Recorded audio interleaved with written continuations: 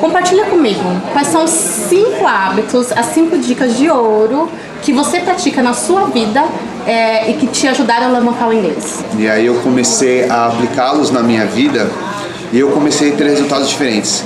Não só para aprimorar idioma, mas para estudar, aprender outras coisas e entrar em equilíbrio comigo mesmo, para que eu me tornasse produtivo todos os dias, para que eu pudesse produzir mais, para que eu pudesse ter mais resultados que me ajudassem. Porque quem tem disciplina tem mais liberdade.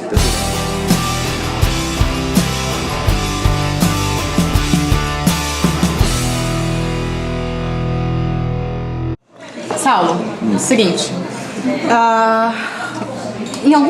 muitas vezes eu preciso contratar pessoas que tenham no mínimo um inglês intermediário. Não precisa ainda ter o inglês fluente, né, o avançado, existe um tempo, mas ela precisa de fato conseguir trocar um e-mail simples, né, trocar um diálogo e tal. Então a gente recebe o currículo, tá lá, inglês intermediário. Aí eu aplico o teste e ninguém passa. Por que isso acontece? O que é o inglês intermediário? Exatamente, isso aí é uma coisa que acontece muito, né? Às vezes quando um aluno vem me procurar para começar o curso, ele fala assim, eu sou falante de inglês e sou no nível intermediário. O que acontece? Muitas pessoas elas vão para o curso de inglês, elas fazem o básico, desistem, né? Como nós falamos anteriormente em outros vídeos, vão para o novo curso, começam a estudar, elas desistem e aí fica nesse ciclo 3, 4 vezes desistindo, indo para outros cursos, né? E aí quando elas têm, porque elas precisam do inglês, como você falou, para poder aplicar para o trabalho, então geralmente quando elas estão para serem inseridas no mercado, elas vão lá e voltam para o curso de inglês. E elas colocam lá inglês intermediário. E aí, quando elas vão lá fazer o teste, elas realmente não conseguem passar. Por quê? Porque elas ficaram pouco tempo no curso, não praticaram, iam apenas os dias do curso, e depois disso elas não viam. Aí depois elas desistiam, ficavam sem usar o idioma, aí começava de novo o mesmo ciclo e assim sucessivamente. Começando o ciclo, desistindo, voltando, e nesses períodos, nesses gaps que ela tem, esses espaços, elas realmente não usam o inglês para nada. Elas acham que por causa de uma ação divina, elas vão estar falando inglês sem praticar. E como eu já falei, entre aprender e estudar inglês, eu fico entre usar inglês, você tem que usar. Se você não usa, imagina você tirar uma habilitação e não sair para a rua para dirigir, você jamais ficará bom na direção, né? Não é porque você tirou uma habilitação que você pode ser considerado um motorista. Se você não praticar, você não vai conseguir. Então, justamente é o que acontece. A pessoa, na verdade, ela é básica, ela não pratica, não tem como ela se desenvolver, né? E ela acaba colocando isso no currículo. Quando chega a hora H para ela provar, ela não consegue. E eu vou contar um segredo. O recrutador tem pavor de quando ele lê inglês intermediário no currículo.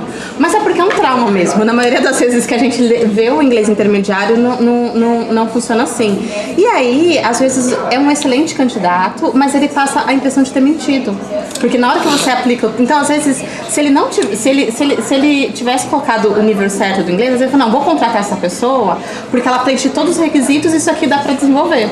Mas como eu coloco o intermediário e na hora que você vai aplicar o teste, isso não é a verdade, queima o candidato como um todo, sabe? Dá a impressão que tudo o que ele te passou de informação não é correto. E aí já começa com mentira. E às vezes nem é mentira, Fabiola. Às vezes ele nem sabe o que é um inglês intermediário. E é justamente isso que eu quero explicar nesse vídeo. Maravilha. Então essa informação é muito útil, né? Exatamente. Eu vou te explicar agora quais são os níveis de inglês. Você começa no básico 1, depois de 6, 7 meses você vai pro básico 2, com 1 ano e meio você está no elementar 1, 2 anos elementar 2, no terceiro ano intermediário, upper intermediate, que é o acima do intermediário, e depois o avançado. Então cerca de 3 anos e meio, 4 anos.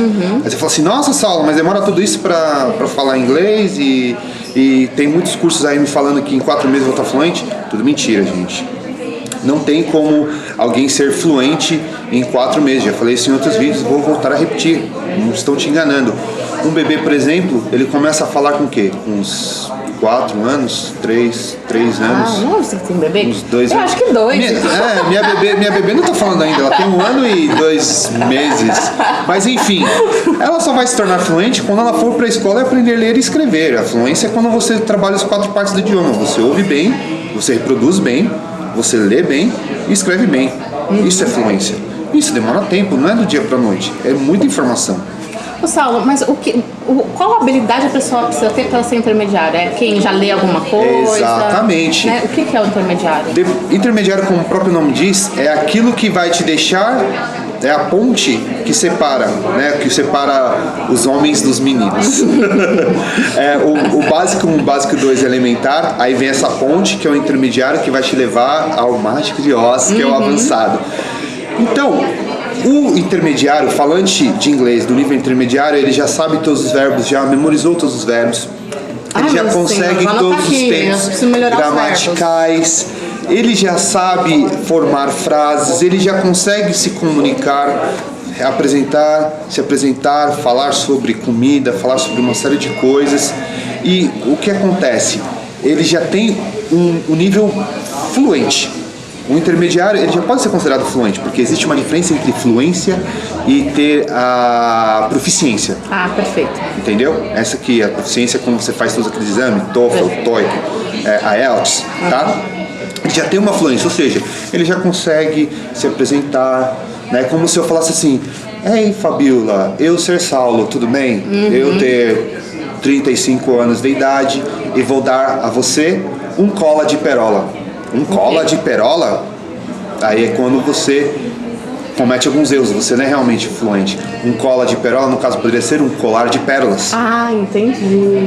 Eu tenho medo de bacteria, quando na verdade deveria ser bactéria. Ah, entendi. São alguns detalhes, né, que precisam ser lapidados, e quando você vai lapidando, você vai pro fluente. Isso, o nível intermediário é o nível mais difícil, é quando você já é fluente, você já começa, já sabe se expressar em inglês. Não tem nenhum problema com o vocabulário, né? Mas você ainda não tem aquela desenvoltura realmente como uma pessoa que tenha profundo conhecimento do idioma.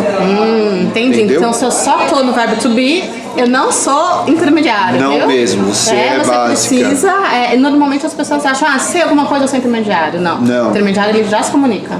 Exatamente. E pode demorar anos para você sair, né? Na verdade, eu falo inglês há 20 anos, eu posso estar me considerando, assim, com proficiência de inglês de verdade nos últimos 4 anos. E olha que eu morei fora do Brasil, me formei em faculdades fora do Brasil e leva tempo. Hoje eu trabalho com uma linha premium de livros que é do National Geographic, onde eu aprendo muito, onde fala sobre diversos assuntos. Então, uma pessoa que é intermediária, ela já tem um vasto conhecimento de idioma e um vocabulário vasto também. É claro que ela ainda comete muitos erros, ela fala, puxa, eu devia ter falado essa palavra, mas eu usei de forma errada, eu errei uma pronúncia aqui ou lá. Mas o intermediário, ele já consegue realmente manter um diálogo, entendeu? Mas ele ainda não é proficiente de verdade, né? E isso leva tempo. Então, para não errar, eu encorajaria as pessoas a colocarem básico, não mentir, né? E é claro que deixe bem claro que você já está estudando. Fala assim, eu sou básico, mas eu estou estudando inglês e vou melhorar. Não tenha medo de falar a verdade, entendeu? E se você tem dúvida se seu inglês é básico, elementar ou intermediário, faça um teste com o professor ou faça um teste, que tem vários testes online gratuitos, para saber realmente qual é o seu nível, entendeu? Para que você não passe como um mentiroso numa entrevista de trabalho, porque aí vai perder toda a sua credibilidade. E uma vez que a gente perca a nossa credibilidade, é muito difícil, né, para reconquistar novamente. Então, esse é o conselho que eu dou.